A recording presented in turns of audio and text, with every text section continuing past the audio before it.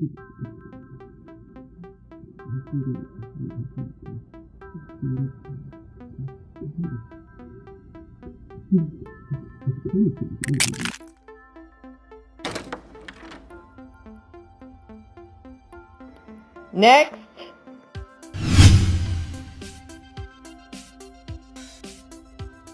Hi, I'm Dr. Julie Bruno. Hi, I'm Hollis Silverman. And today we're going to talk about telehealth.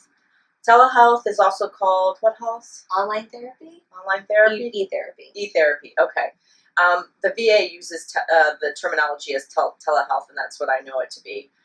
This is something that is not necessarily new. No. Or old. No, it's been around. It's been around, right? It's being used probably more often now. Absolutely. Because of the internet that Al Gore created, correct? No, I jest. But I wanted to bring this topic up because I do telehealth, and I wanted my clients to know, if they don't already know, which they do, and I wanted other people to know what you need to look for when you're looking for a therapist online. So, first off, what do you look for what do you think you should tell your clients when they're coming to you and they want to do online therapy, Hollis? I mean, the first thing that I always say, Dr. Bruno, is they need to find a therapist that is licensed. So it's really, really, really important that, when you're looking for an online therapist, you want somebody who's credentialed. And even if you are in a different state than they are, you feel free to ask the therapist, can I have a picture of your diploma?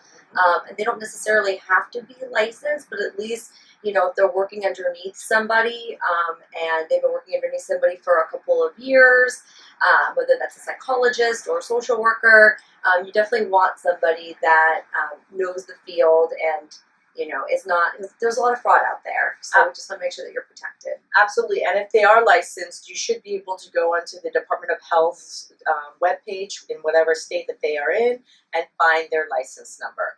So like Hollis said, they don't necessarily have to have a license number if they can't pass their exam. Some people can't.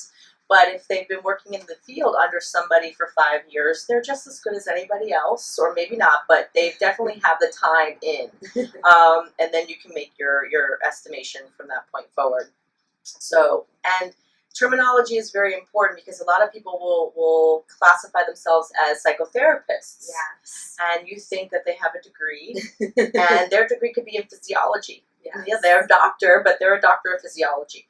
So they're not, a psychologist. So you want to always check up on your therapist. And, honestly, you should check up on your therapist even if you're in the same state.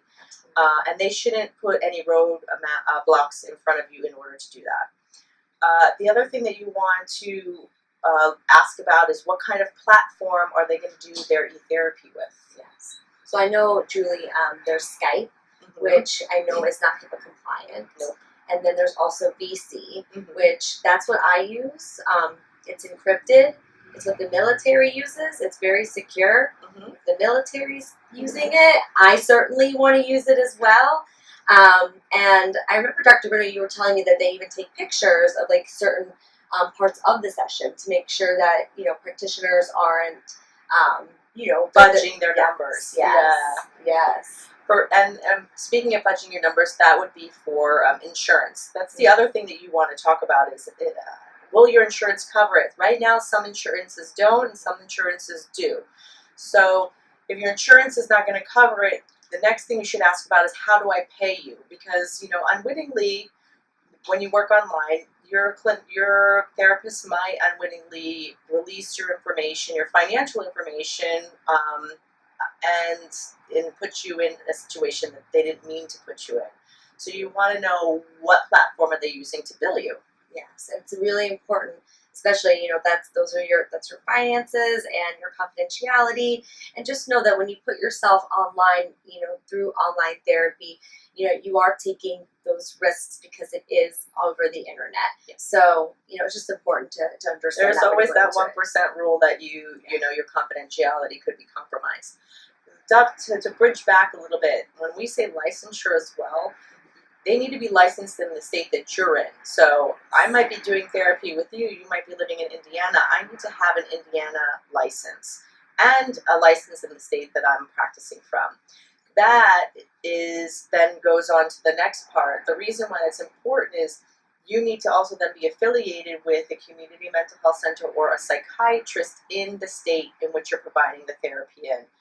Why would you need that? I mean, it's suicidality. If you have a client who has suicidal ideation, if there's abuse going on, if there's domestic violence, there needs to be a mental health facility that they are affiliated with so that somebody from that mental health facility can get to that client. Because, you know, Dr. Bruno and I, if we're working with somebody in a different state, we can't get to them. Yeah. Or if you're a therapist and you're watching our video, you can't get to them, right?